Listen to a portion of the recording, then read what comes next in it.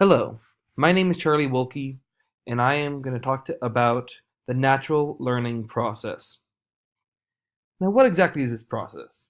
This is the process that allows the human brain to undergo observations and different learning to accomplish different things.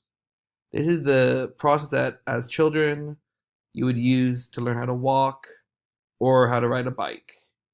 You see other people do it, you imagine yourself doing it, you try to do it. Now there are 5 specific steps to the natural learning process. Observe, form a mental picture, imitate, trial and error, and practice. Observing to set a goal.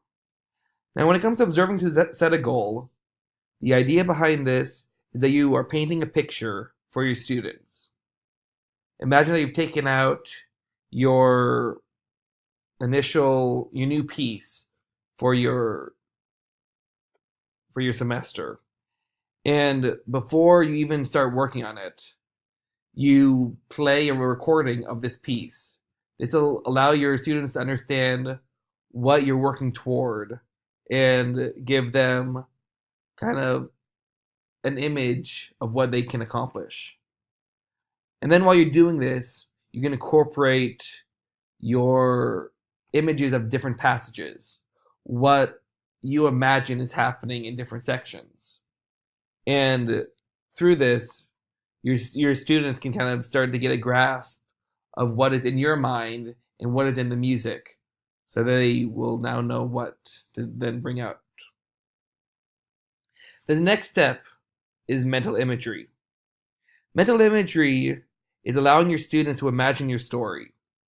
Now, you're still in that class, you've told a story, you've painted a picture for this upcoming piece that you're working on. Give your students a chance to imagine what's happening. Be very vivid with your painting of this picture so that then they will be able to internalize this and they can go and imagine themselves in that picture, in that process. This is very key because if the students cannot see themselves performing a certain action, then they won't be able to do it. Half the battle is convincing them that they are able to accomplish that given skill, that given idea. And especially with music, where some of the things don't always come naturally, giving themselves a chance to put themselves in that position will be half the battle, get them halfway there. Now, the next idea will be imitation. So, this is the idea that you try to reproduce the mental images that you've stored in your brain. So, building off our piece, you've told a story, you give them a chance to take this in, and now is their chance to imitate it. So, imitation could happen in the classroom where they've already heard it and then they're going to try to play specific sections. Imitation can come when one student has figured this out and then another student tries to copy what they've done. Imitation can also come when you bring in a professional or bring in a special person to show them what is possible with their instrument. This imitation is what shows them how to accomplish the skill, gives them exactly the given movements, fingerings, posture, etc., to be able to then make it their own and try it. It really helped. The imitation builds upon that mental picture that they have, because now they're not only imagining themselves doing it, now they're trying to do it themselves. This trying now comes into the next section, which is the trial and error practice. So without practice, a student will not experience an imitation of his or her mental image. This trial and error is key to the natural learning process. Now, Some of the trial and error will happen in the classroom. It will happen when you bring out a new sheet of music and you have them try to play through a 2-measure or 4-measure section, small section, and they flub a note. They squeak, they squawk, they miss one of the notes on their percussion instrument. Anything can happen, but what is key is not just jump in right away and try to correct that, but give them a chance to work through their error. Some ways that you can accomplish this in a practice setting would be the idea of giving them the music and giving them 5 minutes to play through themselves. Try to figure out what the fingerings are before you even have them play it in front of a group of people or play it as part of the ensemble. The other place that this really happens will be in the practice room. That is where a lot of the trial and error should happen, where they play through their parts over and over and work through the different things so that it feels natural in their hands. Now, this is very important to stress, though.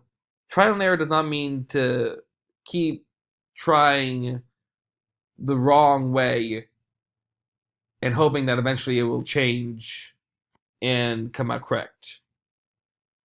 It would be to emphasize that they can slow down the music so that they can work through each individual thing. So that when they start practicing, they're able to then accomplish it. It kind of follows the adage, practice makes perfect. Well, I would take a step further and say perfect practice makes permanent. Because nothing will ever be perfect. So saying practice makes perfect could be a discouraging thing for your students. But if you tell them how to practice so that they can achieve something over and over, it can become a permanent thing for them. Similarly, though, if they practice the wrong thing, then they've permanently made an issue for themselves in the future. That's why I say perfect practice makes permanent versus just practice makes permanent. Because if you practice the wrong thing, then they're going to be performing it incorrectly when they get back to your class. A final step in the natural learning process is the idea of motivation. Now, motivation is a hard thing to do for anyone, especially in this current day and age where students appear to be apathetic and not driven. This is where all the steps leading up to this motivation thing are important. Giving them that clear image, giving them the chance to imagine themselves in it, then having them imitate it, and then work through their issues, having that trial and error. That's where the motivation is going to come in. When they can see that they can actually accomplish what they're working on all the way through, from start to finish. That's where motivation comes in. It's not going to be from an inspiring word they're going to give, because that's only going to last a little bit. But building them up and building that strong foundation down in the very beginning so that you have a place to then go and accomplish greatness. Now, there are different ways that this can be used in teaching. The idea of creating a mental picture that I'm going to kind of build on that because I talked about that earlier on. Now, a mental picture can be done different ways. It can be describing jumping from cord to cord to be like a bounding deer versus landing on it like a marching elephant. The idea of lightly jumping. Giving them that image of a deer may be a way to help give them that idea and that image so that they can recreate it. Or if you have some really athletic people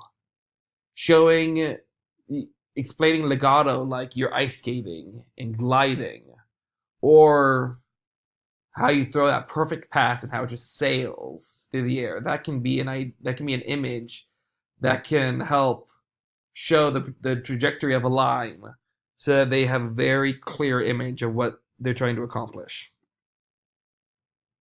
The next idea is using kinesthetic memory. Now, this is the idea that you have them put down their instruments and try to act out that image that you've given them. So have them show the soaring line by using their arm in an arc so that they can see how it flows, or going and having them leap versus stomping.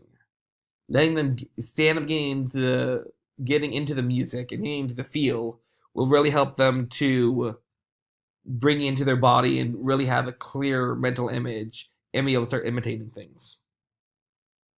The next step is using story memory.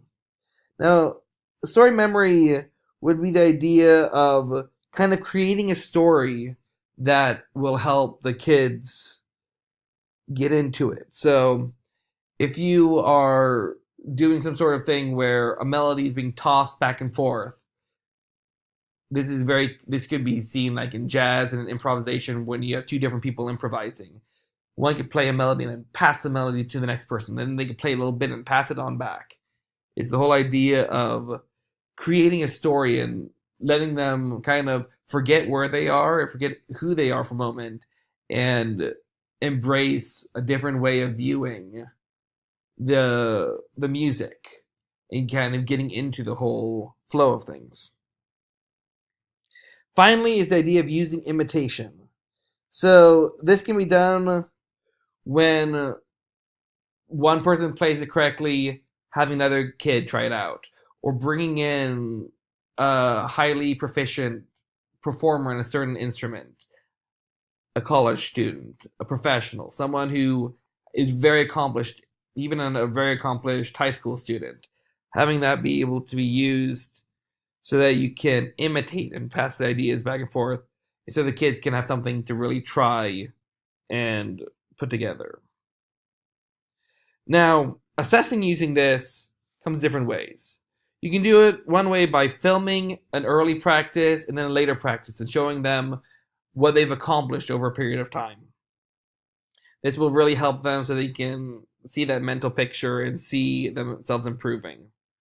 Another way would be a practice journal, having them write down observations that they notice during the music, or mental images that they can do it.